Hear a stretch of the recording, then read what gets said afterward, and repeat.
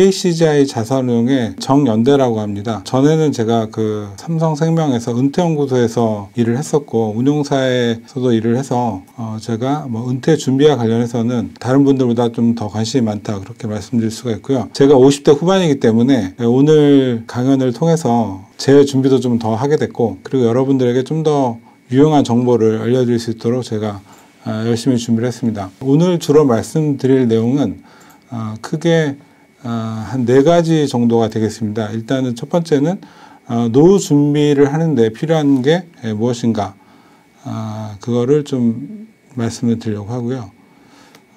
그리고 두 번째는 이제 저희가 소위 이제 3층 연금, 최근에는 이제 한층 늘어가지고 4층 연금이라고 하는데 4층 연금에 대해서 좀 설명을 드리고, 그리고 연금을 준비하려면은 뭐를 어떻게 시작을 해야 되는지 그거를 좀 설명을 드리도록 하겠습니다. 그리고 세세하게 자산 배분을 어떻게 하는 게 좋을지까지 말씀을 드리도록 하겠습니다.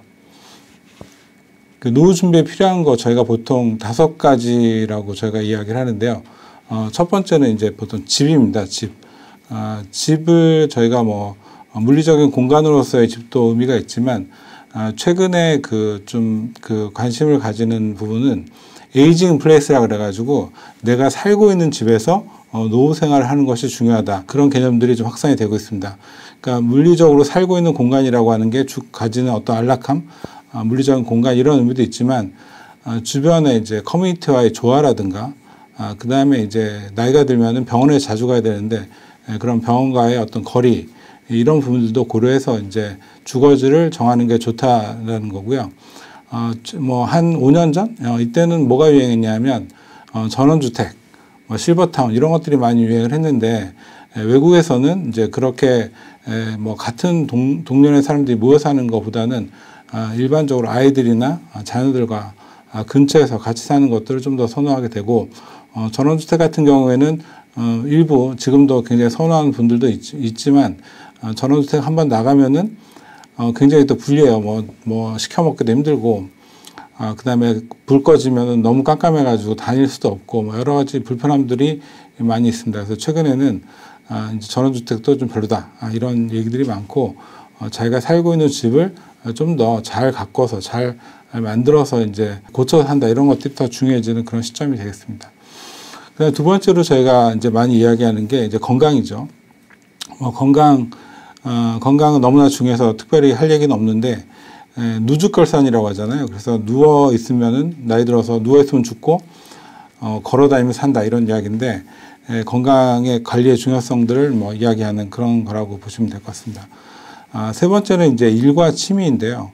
우리가 은퇴를 하기 전에는 일과 취미가 달랐었잖아요. 그런데 이제 은퇴를 하고 나서는 이제 우리가 젊었을 때는 돈을 벌기 위해서 일을 했다 그러면은 나이 들어서는 하고 싶은 일을 하면서 약간의 소득을 얻는 게 중요하다, 그렇게 이해하고 있습니다. 이것들이 뒤에 말씀드리겠지만은 이 소득의 어떤 연금 같은 소득의 필요성 같은 것들이 중요한 거죠. 그래서 보통 이제 노후의 일이라고 하는 거는 일주일에 매일 일하는 게 아니라 주에 한 3일 정도 이렇게 일을 하고, 소득도 우리가 지금 뭐 일할 때처럼 뭐 300만 원, 400만 원, 500만 원 이렇게 받는 게 아니라 뭐 한 달에 100만 원에서 200만 원 내외 작은 수입을 이렇게 하고, 내가 평소에 하고 싶었던, 예를 들어서 내가 뭐 자전거를 좋아했다 그러면 자전거 수리상을 한다라든가, 아니면은 뭐 이런 유기농 가꾸기를 좋아한다 그러면은 뭐 그런 쪽에 어떤 자격증을 딴다라든가 이런 걸 통해서 일을 준비하는 게 굉장히 중요하다는 거죠. 그래서 은퇴 전에는 돈을 벌기 위한 일이었다면 은퇴 후에는 내가 하고 싶은 일을 할 수 있도록 그렇게 준비하는 게 필요하고, 통상적으로는 은퇴하기 전에 대략 한 5년 전부터는 두 번째 직업을 찾는 게 중요하다, 그렇게 이야기합니다. 그 다음에 이제 네 번째로 중요한 게, 저희가 일과 뭐 취미도 중요하지만은 가족과의 관계, 친구와의 관계가 또 되게 중요하다 이야기합니다. 우리가 은퇴 전에는 집에 가면은 뭐 우리가 한 3가지 정도 확인하잖아요.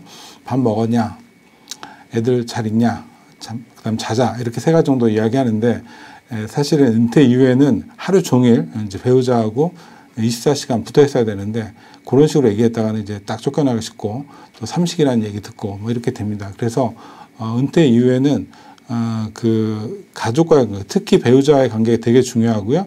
그다음에 많은 시간이 너무나 많아지기 때문에 그때는 친구와의 관계, 자녀의 관계 이런 것들도 굉장히 중요해집니다. 그래서 은퇴 전에는 이런 것들을 준비하기 위해서 저희가 뭐 그런 친구 활동을 하는 뭐 그런 모임들을 가진다든가 이런 것들, 그다음에 자녀의 관계, 대화법, 그리고 이제 부부간의 대화법 이런 것들을 미리미리 준비하는 게 중요할 것 같습니다.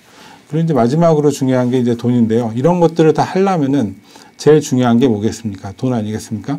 그래서 이제 돈을 준비하는 게 중요하다고 하고요. 최근에 이제 기사에서 본 건데, 그 일본의 이제 70, 80, 70대, 80대의 노인이라고 해야겠죠. 노인분들이 쓴 돈이 하나도 안 아낀 게 뭐였냐 이렇게 물어보니까 여러 가지 얘기를 했는데 그 중에 제일 큰 게 이제 여행이었습니다. 여행은 65%가 여행을 좋아한다. 이렇게 여행은 손돈은 아깝지가 않더라. 그런 이야기고요. 그 다음에 취미 활동, 그 다음에 이제 건강 관리, 그다음에 지인들하고의 어떤 교류, 그 다음에 이제 자기 개발 이런 것들이 이제 돈 쓰는데 아까운 게 없었다. 되게 중요한 것 같고요. 보통 은퇴 전에는 시간이 없어서 못하는 것들은 이제 은퇴 이후에는 이렇게 여행이라든가 취미 활동 같은 것들을 하게 되고 그런 데 들어가는 어떤 보상 같은 것들이 굉장히 좋은 것 같습니다. 그래서 이런 것들을 하려면은 일정 정도의 그 수입이 일정한 정기적인 수입, 크게 일하지 않고도 일을 얻을 수 있는 수입이 되게 중요해지는 것 같습니다. 자, 그러면은 우리가 지금 앞에 말씀드린 여러 가지 은퇴에 필요한 5가지를 하기 위해서 그러면 어떻게 준비를 해야 되는가, 돈은 얼마나 필요한가 이런 것들이 되게 중요한데요. 요거는 제가 타임테이블을 한번 보면서 말씀드리겠습니다. 현재 그 남성의 기대 수명은 우리가 은퇴 생활을 시작하는 시점이 65세잖아요. 65세 기준으로 봤을 때 남성의 기대 여명이 그러니까 몇 달까지 할 것인가가 약 84세 정도 나옵니다. 제 이야기가 아니고요. 이 통계청에서 23년도에 발표한 자료이고요. 여성의 경우는 약 89세 정도 됩니다. 그러니까 65세 시점에 얼마나 살 것인가를 계산해 봤더니 대략 이 정도 나옵니다. 그러면은 우리가 보통 이제 현직에 이렇게 있을 때 보통 우리가 은퇴를 하는 시점이 한 60세 전후로 이제 은퇴를 하게 되고요. 이때가 은퇴 준비 기간이라고 할 수 있겠죠. 그리고 이제 65세가 되면 국민연금이 나오게 됩니다. 그리고 그 중간에 이제 크레바스라고 해서 이 깊은 협곡이 있어요. 보통 우리가 60세에 은퇴를 하면은 뭘 받냐면 퇴직금이라는 걸 받습니다. 퇴직금 보통 이제 적게는 뭐 몇 천만 원도 있지만은 많이 타는 분들은 뭐 5억, 10억 이렇게 타는 분들도 있거든요. 그러면은 보통 퇴직금이 나오면은 이거를 연금으로 타는 방법도 있고 일시금으로 수령해서 빚을 갚거나 또는 다른 걸 할 수가 있는데 많은 사람들이 이때 뭘 하냐면 치킨집을 차리거나 카페를 하게 됩니다. 근데 그걸 하다 보면은 저희가 뭐 신문에서 보셨다 아시겠지만 3년 내 망할 확률이 대략 한 7, 80% 정도 나오고 있습니다. 굉장히 이때가 중요한 시기고요. 과거에 열심히 이제 20, 30대부터 사업을 했던 분이라면은 지금 은퇴 직후에 다시 새로운 사업을 하셔도 되겠지만 결코 세상이 이렇게 만만하지 않기 때문에 쉽지 않습니다. 그래서 많은 분들이 망하기 때문에 이때 받은 목돈, 퇴직금 이거를 가급적이면은 잘 보존할 수 있도록 하는 게 되게 중요하고 그 시기가 5년 정도 됩니다. 5년만 잘 버티면 65세부터는 국민연금이 나오게 되고 그리고 이제 그 내가 들었던 개인연금, 퇴직연금 이런 것들이 합산이 돼가지고 상당한 수익이 되기 때문에 아까 말씀드렸던 한 달에 100에서 150 정도짜리 그런 일만 찾는다 그러면은 그래도 아주 그 삶의 질을 유지하는 건강한 이제 노후 생활이 가능한데 요때 무리하시게 되면은 크게 손해본다 이렇게 말씀을 드릴 수가 있습니다. 하여튼 65세 시점까지 국민연금 탈 때까지 잘 버티는 게 굉장히 중요하고 그러면 이제 85세 정도가 되면 남자 기준으로 85세가 되면은 보통 남편들이 이제 사망한다 이렇게 보시면 됩니다. 그리고 나머지 한 10년 정도 지나고 나면은 이제 배우자가 사망을 하게 되는데 왜 10년이냐면은 보통 이제 남녀 간에 결혼하게 되면 나이 차이가 보통 한 4살, 5살 뭐 적게 뭐 이렇게 동갑이 결혼하는 경우도 많지만 평균적으로 보면 한 4살 차이 나거든요. 그래서 한 4살 정도 차이가 나고 그리고 이제 여성이 더 오래 삽니다. 한 5년 정도 더 오래 살죠. 위에 이제 표에도 보시면은 5년 정도 오래 사시기 때문에 두 개 합치면은 남편이 사망한 이후에 보통 10년 후 정도까지 이제 부인이 생존을 하게 되고 그 기간이 이제 부인 홀로 생존 기간 이렇게 이야기합니다. 자, 근데 이게 왜 중요하냐면 보통 우리가 은퇴 준비를 하는 거는 60세부터 준비를 하잖아요. 근데 남자들이 생각하기에는 내가 한 85까지 살 거니까 한 25년치 정도 준비하면 되는 거 아니야? 이렇게 생각할 수가 있는데 그게 아니고요. 배우자 것까지 준비해 놓고 가셔야 되기 때문에 플러스 10년, 그래서 대략 35년 정도의 자금이 필요하다 이렇게 볼 수 있습니다. 그래서 300만 원 정도를 가지고 35년 준비한다 그러면 12억 정도 필요하고요. 한 400만 원 정도 내가 준비한다 그러면은 한 16억, 17억 정도가 필요하다. 그렇게 볼 수 있습니다. 그 35년 너무 긴 거 아니냐. 그거는 이제 나만 이제 살다 가겠다 이런 생각 하시는 거기 때문에 상당히 이기적이다. 이렇게 보셔야 되고, 남편분이 그런 생각 하신다 그러면은 배우자분이 내 것까지 10년치 더 해놔라. 이렇게 항상 말씀을 하셔야 될 것 같습니다. 네, 그리고 이제, 그 서두가 좀 길었는데, 어쨌든 저희가 은퇴 준비에 필요한 거 5가지가 있다. 첫 번째 집이고요. 그 다음에 이제 그 건강, 그 다음에 직업, 일자리, 뭐 이런 게 중요하고, 그 다음에 가족 관계, 친구 관계, 그리고 돈, 이렇게 준비를 하셔야 된다. 이렇게 말씀을 드리겠습니다. 우리가 이제 5층 연금, 뭐 이렇게 4층 연금 이렇게 이야기하고 있는데, 4층 연금이라 그러면 대부분 뭘 말씀드리는 거냐면, 국민연금, 퇴직연금, 그냥 개인연금, 주택연금, 이렇게 4가지를 저희가 4층 연금이라고 합니다. 그 4층 연금 중에서 이제 기본이 되는 게 국민연금이고요. 국민연금은 급여에서 약 9% 정도가 적립이 되고, 뭐 올해 3월 달에 국회를 통과한 연금 개혁안에 따르면은 13% 정도까지 이제 적립이 될 예정입니다. 65세부터 사망시까지 지급을 한다고 볼 수 있고요. 좀 빨리 받는 분들은 한 62세 정도부터 받고, 일반적으로는 64, 65세부터 정도 연금을 수령을 하게 되고 사망 때까지 받는다 이렇게 보시면 되고요. 사망하게 되면 유족연금이라는 걸 타게 되는데, 유족연금은 본인이 이제 남편이 돌아가시면서 유족연금을 남겨갔을 때 배우자가 연금이 하나도 없는 상태가 그러면은 대략 70% 정도가 나오고요. 그리고 배우자도 연금을 받고 있는 상태였다 그러면은 남편의 유족연금 플러스 내 연금에 남편의 유족연금 나머지의 30%를 합산해서 받을 수가 있습니다. 그렇게 해서 2가지 비교해가지고 유리한 걸로 판단을 하셔가지고 이제 수령을 하시면 되고요. 어쨌든 국민연금은 아주 기본적인 생활을 보장하고 있다. 그리고 최근에 아시겠지만 고갈 우려가 있다. 이렇게 말씀을 드리겠습니다. 그러면 이제 국민연금을 이제 늘려서 받는 방법은 어떤 것들이 있을까? 크게 이제 3가지 정도가 있는데, 첫 번째가 추납이라는 제도고요. 2번째가 이제 임의가입제도, 3번째가 연기연금제도, 그 다음에 반환일시금을 다시 반납하는, 이렇게 4가지 정도가 있다. 이렇게 보시면 되겠습니다. 하나씩 좀 말씀을 드리겠습니다. 일단 노령연금을 내가 추납하게 되면은 어느 정도를 내가 받을 수 있나. 이거를 추납이라고 하는 건 아시겠지만은 추납부라 해서 내가 예를 들면은 뭐 실업이라든가 실직이라든가 아니면 뭐 출산이라든가 뭐 아니면 뭐 이런 다른 이유들 때문에 내가 국민연금 못 낸 기간 있잖아요. 그거를 나중에 이제 내도록 하는 그런 제도인데요. 지금 예시를 보시면은 이제 월 보험료를 내가 9만 원 정도를 냈을 때, 그리고 20년 정도를 이제 납입을 하다가 10년 정도 추납을 했을 경우에 어떻게 될까? 이렇게 보면은 납입 원금이 대략 이제 10년치를 추납하게 되면 1,000만 원 정도로 추납하게 되고요. 30년 정도, 그러면 이제 20년이 30년으로 바뀌는 거잖아요. 그러면은 이제 수령 금액이, 총 수령 금액이 1억 1,000에서 1억 6천으로 5천만 원 정도가 늘어나게 됩니다. 그래서 이거를 계산해 보면은 우리가 요거는 이제 25년치 정도를 받는다고 보는 건데, 이렇게 계산해 보면은 대략 한 5배 정도, 낸 금액의 5배 정도를 받는 거기 때문에 추납이 굉장히 유리하게 됩니다. 그래서 내가 좀 어렵더라도 추납을 해서 이 가입 기간을 늘리고 수령 기간을 더 수령 금액을 늘릴 수 있도록 하는 게 굉장히 유리하다. 일반적으로 굉장히 유리하다. 이렇게 볼 수가 있습니다. 그래서 추납을 최근에 굉장히 많이 하고 있다. 이렇게 알려져 있고요. 이거를 예를 들면 9만 원이 아니라 18만 원으로 계산해 보면은 추가로 내는 금액은 대략 한 2천 정도고, 추가로 수령하는 금액은 한 7천 정도가 되기 때문에 약 3배 정도 이렇게 받게 됩니다. 그럼 이 2가지, 예를 들면 9만 원 하는 게 좋으냐, 18만 원 하는 게 좋으냐.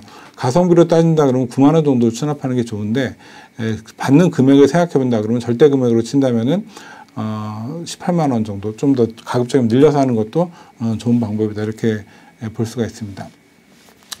자, 그리고 이제 추납보험료 같은 경우에 소득이 있는 경우, 없는 경우로 구분해서 저희가 세금을 고려해 볼 수가 있는데, 소득이 있는 경우에는, 직장 가입자인 경우에는 그 연말정산했을 때 추납 금액에서 소득공제가 가능하시고, 지역가입자 같은 경우에도 종합소득세에서 소득공제가 됩니다. 그러니까, 이게 무슨 말씀이냐면은, 내가 추납을 해서 국민연금을 더 내잖아요. 그러면은 그 해에 세금을 환급받을 수 있다. 이렇게 볼 수 있습니다. 그래서 가급적이면은 재직 중에 그 직장 가입자로서 그 환급을 많이 받을 수 있도록 재직 중에 추납을 하는 게 조금 더 유리하다. 이렇게 말씀을 드릴 수가 있겠습니다.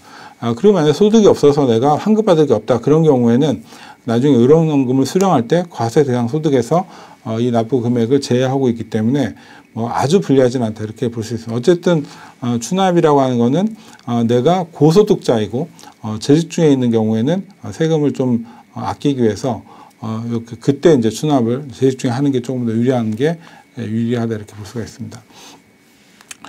예, 그리고 연기연금이라는 게 있어요. 연기연금은 내가 그 기간을 1년 정도 늦추잖아요. 연금 수령을 늦추게 되면은 연금액을 한 7% 정도를 더 줍니다. 그래서 5년을 늦추면은 한 36% 정도의 연금액 상승이 있습니다.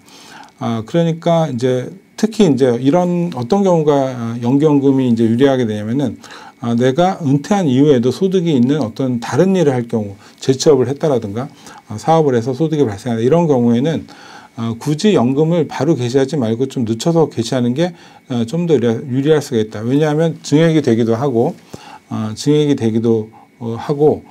그리고 이제 소위 말하는 그 감액이 안 되거든요. 저희가 이제 소득이 있는 경우에는 이제 그 국민연금이 감액이 됩니다. 물론 그 금액이 뭐 아주 크게 감액되는 건 아니고 미미하긴 하지만 어쨌든 감액이 되니까 내가 소득이 있는 상태다. 그런 경우에는 연금 개시를 65세 하는 게 아니라 66세, 67세, 68세 이렇게 몇 해를 늦추게 되면은 조금 더 금액이 늘어날 수 있으니까 그런 방법들을 활용하시면 좋을 것 같아요. 다만 내가 건강 상태가 되게 안 좋아. 그래서 빨리 갈 것 같아. 그런 경우에는 굳이 이걸 늦춰가지고 금액을 뭐 많이 받긴 하지만 짧게 받아서 또 빨리 가면 짧게 받고 가는 거잖아요. 그런 경우라 그러면은 굳이 뭐 늦출 필요 없다. 이렇게 볼 수가 있습니다. 그래서 그 기대 수명을 고려했을 때 내가 연기연금 수령액이 정상 수령보다 많을 거로 예상되는 경우, 통상적으로 그래도 내가 한 85에서 한 90까지는 살 것 같다. 우리 집에 크게 이런 암이라든가 가족력이 크게 없다. 이런 경우에는 연기연금을 신청하는 게 좋고, 특히 고액 소득의 어떤 재취업이라든가 아니면은 사업 소득이 발생하는 경우에는 좀 늦춰도 괜찮다. 이렇게 말씀을 드릴 수가 있겠습니다. 자, 그 다음에 최근에 이제 발표된 올해 3월에 이제 그 국회를 통과한 연금개혁안을 보게 되면은 이런 부분들 관심이 좀 가지실 것 같아서 조금 제가 준비를 했는데, 보험료율이 내년부터는 올라가게 됩니다. 그래서 2026년도부터는 보험료율이 매년 0.5%씩 올라가서 2033년까지 보험료율이 13%. 예를 들면 내가 100만 원의 소득이 있다. 그러면은 국민연금 현재는 9만 원을 냈는데 그러는 13만 원까지 늘어났을 때 이렇게 보시면 되고요. 대신에 소득 대체율이라고 해서 연금을 지급을 받을 때 그때 금액이 좀 올라갔습니다. 40에서 43% 정도 늘어갔는데, 아래 이제 그림을 보시면은 지금 이제 젊은 친구들 2006년생 그런 분들은 이제 2억 3천 내고 3억 1천 가져가는 그런 구조인데, 지금 50세인 76년생 같은 경우는 1억 4천 내고 3억 6천 가져가니까 좀 짭짤한데, 저희 젊은 세대 같은 경우에는 많이 내고 덜 가져간다. 이렇게 좀 제도가 바뀌고 있다. 이렇게 보시면 될 것 같습니다. 좀 안타깝긴 한데 저희 우리나라 인구 구조가 이렇게 바뀌다 보니까 좀 생길 수 있는 어떤 불가피한 부분이 있는 것 같고요. 대신에 이제 저희가 우려했던 게, 특히 이제 젊은 세대가 우려했던 게 나중에 고갈이 되면 못 받는 거 아니냐 이런 부분이 있었는데, 이거는 법에서 조항으로 지급을 명문화했기 때문에 그런 위험들은 좀 줄었다. 그렇게 보시면 될 것 같습니다. 자, 그리고 퇴직연금이 있죠. 퇴직연금 같은 경우에는 연봉의 이제 12분의 1이 매년 적립이 되는 그런 구조고, 회사가 운영하는 걸 DB라고 하고 직원이 운영하면 DC라고 하죠. 국민연금하고 같이 기본적인 생활을 유지하는 거고, 대신에 이제 인플레이션은 고려가 되지 않는다. 이렇게 보시면 되겠습니다. 자, 그리고 퇴직금이라는 게 어떻게 구성이 되어 있냐, 이거 궁금하실 텐데, 간단하게 말씀드리면은, 퇴직금은 근속 기간에다가 통상임금을 곱해가지고 정해지게 되는데, 예를 들면 내가 이 회사에 30년 근속했다. 연봉이 8천이면 월급으로 치면 666만 원이잖아요. 그걸 곱해서 30 곱하기 이제 666 하면은 2억입니다. 이게 이제 퇴직금이라고 보시면 되고, 이 퇴직금이 이제 퇴직할 때 이제 지급이 되게 됩니다. 이거를 연금으로 탈 수도 있고 일시금으로 탈 수도 있습니다. 퇴직금 2억이라는 얘기는 대략 우리가 4% 룰을 적용해 보면은 1억당 33만 원 정도가 이제 적정한 연금이라고 본다면 2억인 경우는 월에 한 66만 원 정도의 연금이 생겼다, 이렇게 보시면 되고, 기간을 짧게 받으면 더 늘어나고 늘려 받으면 조금 이 정도 금액을 받을 수 있을 것 같다, 이렇게 보시면 될 것 같습니다.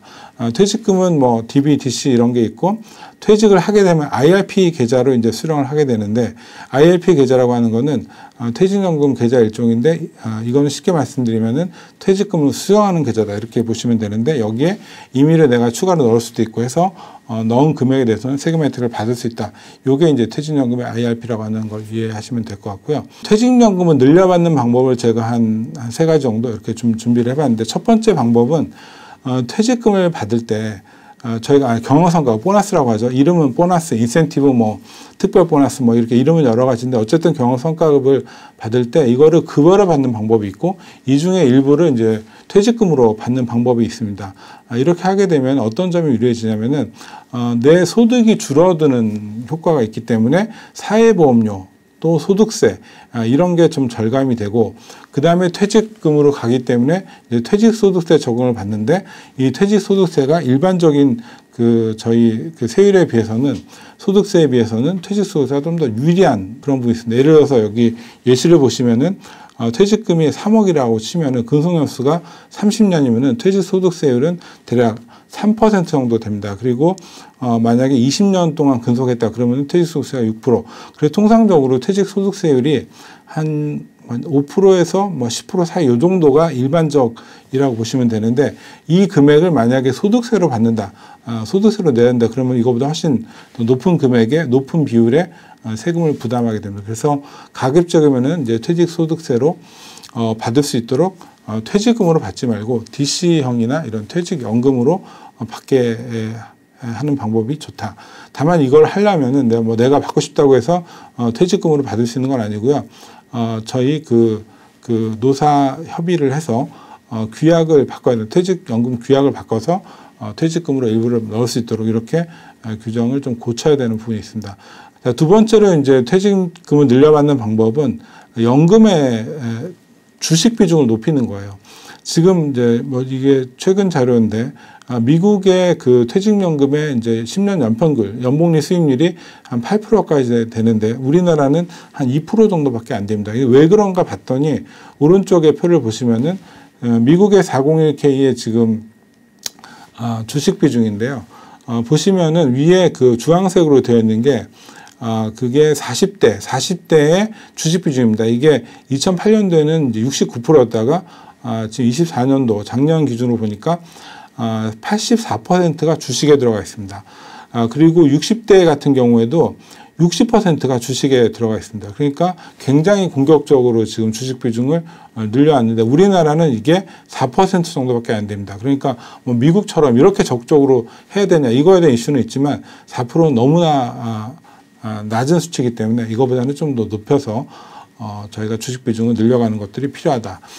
이게 장기 수익률이 물론 시장에 따라 다를 수 있다고 보지만, 이 주식시장은 이제 실물을 반영하고 있고, 그리고 이제 우량한 기업에 투자하는 그런 펀드들에 투자한다면은 장기적으로 높은 수익률을 냈다는 것들은 여러 가지 데이터로 검증이 되고 있으니까 활용을 하시는 게 좋을 것 같습니다. 그 다음에 이제 두 번째는 개인 IRP를 이제 활용을 잘 하시라, 이렇게 말씀을 드리는데요. 보통 우리가 회사에 입사를 해서 퇴사를 하게 되면은, 그러면은 이제 IRP 계좌로 퇴직금을 수령하게 됩니다. 그다음 또 다른 회사를 가게 되면 또 두 번째 회사에서도 이제 IRP로 이제 퇴직금을 받게 되고 또 세 번째 회사를 가도 이렇게 가게 되는데 요때 받는 금액을 좀 그때 뭐 금액이 크지 않다고 생각해서 바로바로 찾아서 써버리는 경우들이 많은데 그러지 마시고 이거를 그냥 굴리시는 게 되게 유리하다. 그리고 정말 돈이 필요하면은 이걸 깰 수도 있거든요. 중간에 깰 수 있기 때문에 당장 그러니까 퇴사하면서 바로 그냥 이거를 깨는 거는 굉장히 좀 너무 좀 미래를 대비하지 않는 그런 거라고 볼 수가 있을 것 같습니다. 그리고 한 가지 좀 팁을 드리자면은 그 개인 IRP 같은 경우는 계좌를 여러 개 만들어 놓는 게 좋습니다. 왜냐하면은 IRP 계좌는 다른 여러 가지 뭐 특징들이 있는데 제일 큰 특징 중에 하나가 부분 해지가 안 된다는 거예요. 그러니까 전액을 다 깨셔야 되는데 그러면은 이제 하나의 통장에다가 하나의 IRP 통장에다가 퇴직금을 계속 모으게 되면은 내가 예를 들면은 모아진 돈이 1억인데 내가 필요한 돈이 2, 3천만 원밖에 아닌데 깨야 되는 상황이 되면은 다 깨야 되거든요. 그러면 내가 그간에 이제 받던 세금 혜택을 다 포기해야 되는 그런 게 발생하기 때문에 회사를 이직할 때는 예를 들면 A라는 회사에서는 예를 들면 뭐 S 증권에다 두고 B라는 데는 뭐 S 은행에다 두고 뭐 이런 식으로 IRP 계좌를 여러 개 운영하시는 게 나중에 어떤 긴급한 일이 생겼을 때 목돈을 마련하려고 할 때 하나씩 깰 수 있다는 그런 장점들을 활용했을 때 이렇게 보시면 좋을 것 같습니다. 그리고 연금으로 수령할 경우에는 이 그 IRP 계좌로 나중에 퇴직금을 받아서 연금으로 수령할 경우에는 기간에 따라서 퇴직소득 세율을 30%에서 50%까지 감면을 해주고 있습니다. 이것도 굉장히 유용하고요. 특히 요거는 제가 팁으로 꼭 말씀을 드리고 싶은데 저희가 연금 계좌를 퇴직하면서 최근에 DC로 많이 운영을 하고 있잖아요. 근데 DC 계좌를 내가 운영하다가 이거를 연금을 수령해서 일시금으로 그냥 해지를 하잖아요. 그러면 DC 계좌를 운용할 때 발생한 운용 수익에 대해서는 이 퇴직소득세가 아니라 16.5%의 기타소득세가 과세가 되기 때문에 세율이 상당히 높습니다. 그래서 예를 들면 내가 퇴직할 때 퇴직금이 뭐 회사에서 받은 게 뭐 1억 5천이었고 그 다음에 거기서 발생한 운용 수익이 1억이었다. 그럼 1억에 대해서는 16.5%의 과세가 발생하기 때문에 이 상당히 좀 불리합니다. 그래서 이거를 연금으로 수령하시는 게 연금 낮은 소득세율을 적용할 수 있는 장점이 있다. 이렇게 말씀을 드리겠습니다. 그리고 IRP 계좌를 만들 때 저희가 이런 부분도 고려해야 될 것 같아요. IRP 계좌가 어떤 점이 있냐면 이게 그 운영 관리 수수료라는 일종의 수수료가 발생합니다. 이게 적지가 않습니다. 보시면은 뭐 보험권 같은 경우는 0.4% 정도의 운영 관리 수수료가 발생을 하고 은행은 0.36, 뭐 증권도 발생을 하고 있는데 최근에 이제 증권사들에서 소위 말하는 다이렉트 IRP라고 하는 거를 만들었잖아요. 그건 운영 관리 수수료가 제로입니다. 그래서 가급적이면은 수수료가 없는 이런 증권사를 이용하시는 것도 좋은 방법이다. 그렇게 말씀을 드리겠습니다. 자, 이제 마지막으로 이제 개인연금인데 개인연금은 납입 금액에서 최대 이제 900만 원까지 16.5% 세액공제를 받을 수 있다 이런 거고 수령할 때는 저율과세가 가능하다 이런 장점이 있는데요. 그 가입 조건은 저희가 연금저축 같은 경우는 5년 이상 납입을 하셔야 되고 55세 이후에 인출하셔야 되고 연금 형태로 수령을 하셔야 되고 그리고 1년에 1,800만 원까지 납입이 가능한 게 이게 이제 연금저축 제도입니다. 그렇게 조건을 맞춰서 이제 운영하시게 되면은 세액공제 환급을 받을 수가 있고 그 다음에 이제 과세연 운용기간 중에 세금이 없고 연금을 탈 때 세금을 내야 되는데 그 세율이 5%에서 3% 정도로 되게 저렴하다. 그렇게 볼 수가 있습니다. 그리고 분리과세를 하고 있기 때문에 유리한 부분들이 많은데요. 간단하게 하나씩 좀 설명을 드리면은 우리가 이제 나입 한도가 1,800인데 내가 연금저축 600을 넣고 그 다음에 IRP에 300 넣고 이렇게 900을 넣은 금액에 대해서는 저희가 대략 16.5%면은 148만 원 최대. 그 다음에 소득이 이제 5,500 이하인 경우에는 13.2% 119만 원 정도를 이제 환급받을 수 있다 이렇게 보시면 되겠습니다. 자, 그 다음에 이제 그 세금 문제인데 세금 같은 경우에는 저희가 이제 그 일반적으로 펀드에서 발생하는 세금은 원금하고 수익에 대해서 15.4%의 세금이 발생을 하잖아요. 근데 이게 세금 없이 이제 운영이 되다가 나중에 이제 연금을 개시하게 되면은 그때 이제 수익 금액에 대해서 수익 금액하고 세액공제 받은 금액에 대한 과세가 발생하는데 그 세율이 3에서 5%로 낮아진다. 이런 게 이제 과세 요인이다. 이렇게 보시면 되겠습니다.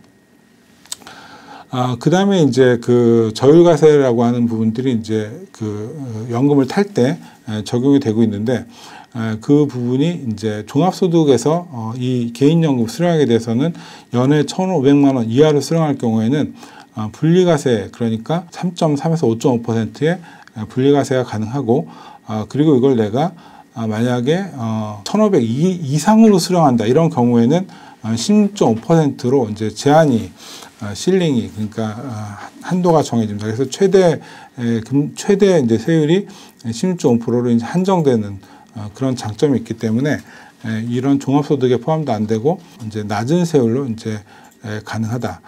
그리고 또 여기 써 있지는 않은데 저희가 그 건강보험료에서도 이것도 제외가 됩니다. 건강보험 산정소득에서도 이 금액은 제외가 되기 때문에 건보료 부담도 낮출 수 있는 그런 장점이 있다, 이렇게 보시면 될 것 같습니다. 그동안 보면 이제 저희의 연금 제도에 대해서는 그 정부에서 꾸준하게 이렇게 세금 혜택들을 지속적으로 개선을 해왔습니다. 이렇게 해온 이유는 뭐 아시겠지만, 그 어떤 개인이 알아서 스스로 노후를 준비를 하게 되면 이제 정부가 지원할 수 있는 부분은 한계가 있고, 이 부분에서 이제 개인들이 준비하는데 도움을 좀 정부가 주고 있다, 이렇게 보시면 됩니다. 22년도에는 뭐 ISA 연금전환 같은 것들이 도입이 됐고, 23년도에는 납입 갈 때 납입의 그 환급 기준을 저희가 200만 원 정도 늘려줬고요. 그 다음에 이제 소득도 이제 16.5%를 받을 수 있는 소득도 완화를 해줬고, 그 다음에 이제 또 추가로 저희가 됐던 게 예를 들면은 저가주택으로 이제 주택 다운사이징을 할 경우에 연금 넣는 금액을 1억까지 넣을 수 있도록 이렇게 세금 혜택을 주는 것들을 추가를 했고, 그 다음에 이제 아까 좀 전에 말씀드렸던 종합과세 또는 분리과세로 이제 선택할 수 있도록 제도가 바뀌어서 이런 부분들도 상당히 좀 메리트가 있다, 이렇게 볼 수 있고, 작년 24년도에는 이제 분리과세 기준도 또 상향을 시켰고요. 25년도는 뭐 아시겠지만 국회에서 이런 뭐 세제 개편안이 전부 다 부결이 돼가지고 25년도에는 바뀐 게 없고, 26년도에는 이제 퇴직연금을 20년 이상 수령할 경우에는 퇴직소득세를 감면해주는 이런 제도가 또 20년부터 도입이 될 예정입니다. 그래서 어쨌든 정부에서는 이렇게 꾸준하게 개인연금에 대한 세제 혜택들을 지속적으로 개선을 해왔고, 향후에도 이런 개인연금에 대한 세제 지원은 있을 걸로 예상이 되기 때문에 저희가 가급적이면은 개인연금들은 늘려가는 게 좋을 것 같다, 그렇게 말씀을 드리겠습니다. 특히 최근에 이제 ISA 계좌에서도 3년이 경과된 그 ISA 계좌는 연금 계좌로 전환할 수 있도록 이렇게 길을 열어놨기 때문에 단기간에 연금 적립액을 늘리고 싶은 분들께서는 이런 ISA 계좌를 활용해서 이제 연금 계좌를 늘리는 것도 좋은 방법이다, 이렇게 말씀을 드리겠습니다. 마지막으로 이제 그 주택연금이라는 게 있는데, 주택연금은 아시겠지만 55세 이상이고 공시가격이 12억 이하인 주택을 담보로 해서 그 연금을 탈 수 있는 그런 제도입니다. 예를 들어서 현재 55세 가입자고 10억 아파트를 담보로 주택연금을 신청하게 되면 월에 한 150만 원 정도의 연금을 받을 수가 있습니다. 그래서 35년 수령한다고 가정하면은 대략 한 6.4억 정도를 이제 수령할 수 있는 그런 제도인데요. 근데 이게 뭐 무조건 좋다, 이렇게 말씀드리기 좀 어려울 것 같아요. 왜냐하면 일단 이게 비용이 좀 상당히 셉니다. 그래서 초기 보증료가 1.5% 정도 있고, 연에 또 연보증료가 들어가고, 대출금리도 상당히 좀 저희가 보기에는 낮은 수준은 아니다, 그렇게 보이고요. 제일 중요한 게 자녀들과 이슈인데, 보통 이제 자녀들이 우리 부모가 갈 때는 그래도 뭐 하나 남겨주고 가지 않을까, 이런 기대를 많이 하거든요. 근데 그런 기대를 또 저희가 또 저버리기가 힘든 게 또 이 부모 아니겠습니까? 그러다 보니까 자녀와의 갈등, 이런 부분들에 대한 고려를 해서 요거는 이제 가급적이면은 안 쓰는 걸로 이렇게 생각을 하시는 분들이 많은 것 같고요. 근데 내가 독신이고 애가 없어, 그럼 써야죠. 그럴 분들은 이제 주택연금 사용하시는 게 좋을 것 같습니다. 자, 이렇게 해서 이제 대략 이제 연금 제도에 대해서 말씀을 드렸고요. 좀 시간이 별로 없어가지고 간단하게 요거는 좀 정리를 하겠습니다. 내가 연금을 준비해야 되는데, 첫 번째 이제 4단계로 저희가 연금을 준비한다, 이렇게 말씀드리는데, 첫 번째가 이제 목표 금액을 좀 산정해봐라. 그래서 지금 저희가 조사를 해보면 대략 현재 시점으로 노후에 필요한 금액은 보통 300만 원에서 300만 원대 후반에서 400만 원 정도가 일반적입니다. 그래서 이 금액이 보통 목표가 된다고 보시면 되고, 한 10년 후라 그러면 460 정도를 목표를 하시는 게 좋을 것 같고요. 국민연금을 이제 부부 합산해서 200 정도 탄다고 가정하고 퇴직연금을 2억 정도 탄다고 치면 아까 66만 원이라고 그랬잖아요. 그리고 이제 필요한 금액이 200이다 이렇게 하시면은 200을 만드는 데에 집중을 해라. 이렇게 말씀드립니다. 200을 그럼 어떻게 만드냐? 목표 금액을 만들어 놓고 거기에 맞춰서 월 금액을 지금 넣으시는 게 필요할 것 같아요. 보통 이제 4%를 적용하게 되면 200을 만들려면 얼마가 필요하면 6억 정도가 필요한데 6억에 4% 해서 2,400 나누기 12 하면은 월에 이제 200만 원 정도가 됩니다. 그래서 목표 금액은 200만 원을 만들기 위한 목표 금액은 6억 정도 필요하다 이렇게 보시면 되고요. 이거를 저희가 연금 계산기, 저희 회사 홈페이지에 와서 보시면은 연금 계산기에 이걸로 계산해서 돌려보시면은 얼마 정도를 넣어야 내가 얼마가 나오는지를 계산해 볼 수 있는 그런 기능이 있습니다. 제가 미리 계산을 해봤는데 30대 같은 경우에는 한 80만 원 정도를 꾸준하게 나입하시게 되면은 연수익 5%를 가정해서 대략 한 30년 정도를 저희가 적립하면 한 6억이 모아진다 이렇게 보면 될 것 같고요. 40대인 경우에는 20년 동안 월에 150 정도, 50대 같은 경우는 10년 동안에 월 400 이렇게 모아야 6억이 모아집니다. 이 정도 금액을 마련하는 거를 목표로 세우는 게 필요할 것 같다. 그렇게 말씀드리고요. 그 다음에 이제 어떻게 모을 거냐에 대해서는 뭐 비교를 해봐야 되는데 이제 펀드에 넣을 거냐 아니면은 은행에 넣을 거냐 아니면은 보험사에 넣을 거냐 이런 것들을 고려해 보시면 되는데 과거 데이터를 보면은 펀드가 그래도 가장 좀 더 유리하게 나왔다. 그렇게 말씀드립니다. 그 다음에 또 필요한 거는 이제 네 번째 단계는 퇴직연금은 아까 말씀드린 대로 실적 배당형, 주식형 상품들을 넣는 게 필요할 것 같다. 보통 미국의 지금 퇴직연금 잔고를 보시게 되면은 이렇게 50대 뭐 지금 원화로 한 살에 보면은 이제 30대가 다 1억 한 4천 정도 나오고요. 40대가 한 2억 6천, 50대가 되면 3억 8천, 60대가 되면 4억 정도가 적립이 되고 있습니다. 이 원천은 아까 보여드린 대로 주식 비중이 높았다는 부분들이고요. 그래서 가급적이면은 우리도 주식 비중을 높여서 현재 4.4% 너무 적지 않습니까? 이거를 좀 높여서 실적 배당으로 전환하는 게 필요할 것 같다. 그렇게 말씀드립니다. 그리고 이제 중요한 게 생활을 바꾸셔야 되죠. 그래서 커피라든가 뭐 사교육비라든가 자동차라든가 이런 것들은 노후 준비에 상당히 방해가 되는 그런 부분들입니다. 그래서 정말 필요한 거 있다면은 그것들을 중심으로 하고 가급적이면은 소비를 투자로 바꾸는 그런 어떤 라이프 스타일의 변화를 가지시는 게 좋을 것 같고요. 커피 한 잔만 줄여도 연금으로 따지면 30만 원짜리 연금을 가입하시는 거나 같다 이렇게 보시면 되고 학원비 줄여도 연금으로 치면 95만 원짜리 연금을 가입하시는 거랑 같습니다. 차 하나 줄여도 엄청나죠. 네, 이렇게 준비를 하시면 될 것 같습니다. 자, 그동안 말씀드린 걸 종합해서 좀 말씀을 드리면은 지금 이제 운영 기간 중에 재직 기간 중에는 DB나 DC로 운영을 하고 그 다음에 중간에 퇴직하는 경우에 IRP에 가입을 하셔서 그 금액을 적립을 시키시면 되고 그 다음에 이제 펀드는 병렬해서 개인연금을 쭉 준비를 하시다가 퇴직 시점에는 이제 IRP를 이제 펀드로 전환을 시켜서 거치를 하다가 개시를 하시면 될 것 같고요. 여유자금이 있는 경우에는 ISA 계좌를 넣었다가 연금저축 계좌로 이전을 시켜서 전환이라고 하죠. 그렇게 해서 돌려가시는 게 좋고 그리고 이제 펀드는 이제 젊을 때는 주식형 위주로 나이가 들면 채권형 위주로 이렇게 전환을 하셔서 운영하시는 게 좋을 것 같습니다. 보험이 있으시다면은 잘 판단하셔가지고 펀드로 전환하는 게 유리할 것 같습니다. 자, 시간이 거의 다 돼서 좀 제가 마음이 급한데, 자, 그 자산 배분은 그러면 이제 어떤 식으로 내가 펀드를 만약에 가지고 노후 준비한다면은 어떻게 해야 되냐. 제일 중요한 건 자산 배분인 거예요. 자산 배분이라고 하는 거는 내가 갖고 있는 그 포트폴리오의 자산을 뭘로 구성하냐가 투자 수익률을 90% 정도 결정한다고 해요. 그 다음에 우리가 보통 마켓 타이밍을 잘하면은, 잘 사고 팔면은 잘하는 거 아니야 이렇게 생각하는데 그거는 미치는 영향도 미미하다고 하고요. 종목을 잘 고르는 것도 크게 영향을 미치지 않는다고 이렇게 분석이 됩니다. 이거는 게리 브린슨이라는 분이 연기금 수익률을 분석해 본 결과를 가지고 분석한 데이터입니다.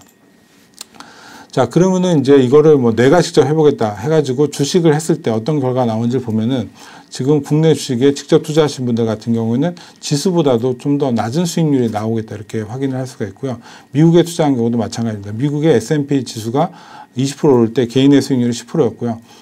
개인이 직접 주식에 투자했을 때 코스피 지수보다도 한 절반 이하로 이제 수익이 나는 거를 이렇게 볼 수가 있습니다. 이렇게 되는 이유는 아시겠지만 이제 편향 때문에 내가 선택한 것이 맞을 것이야 이런 생각들을 많이 하시기도 하고 또 단기 매매를 통해서 남의 좋다는 종목들을 사고 시장의 유행을 따라가다 이렇게 보면은 수익이 잘 안 나는 부분이 있습니다. 그래서 직접 투자하는 것보다는 이제 펀드로 투자하시는 것들이 훨씬 더 유리하다.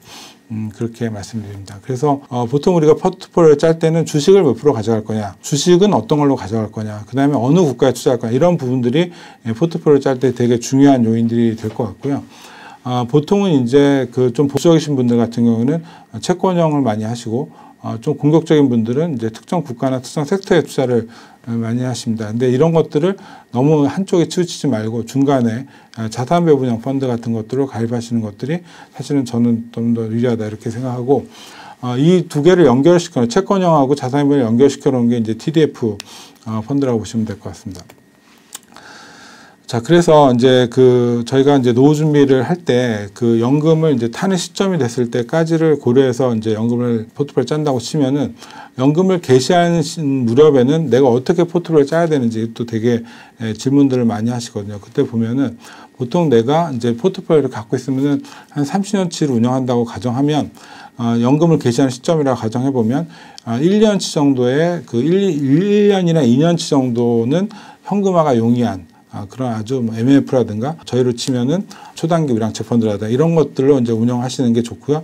환금성도 괜찮고 수익률도 시중금리보다 조금 더 높은 수익률을 가져가는 이런 형태로 포트폴리오를 짜시고요. 또 한 5년치, 그 다음에 이제 한 5년치 정도는 주식 비중을 한 30-40% 정도 가져가는 TDF라든가 인컴 펀드로 구성하시고, 그 다음에 그 뒤에서 탈 금액들은 주식 비중을 한 50% 정도로 가져가고, 10년 넘게 이후에 탈 돈들은 좀 주식 비중을 높이고 수익률이 더 좋은 그런 자산 배분형 펀드 같은 것들로 이제 운영하시는 게 좋을 것 같습니다. 네, 이렇게 해서 제가 좀 시간이 상당히 좀 많이 경과가 됐는데, 아무래도 좀 내용이 이것저것 다루다 보니까 좀 길어진 것 같습니다. 늦은 시간까지 참여해 주신 고객 여러분 감사합니다. 저희 모두 다 같이 은퇴 준비 화이팅입니다.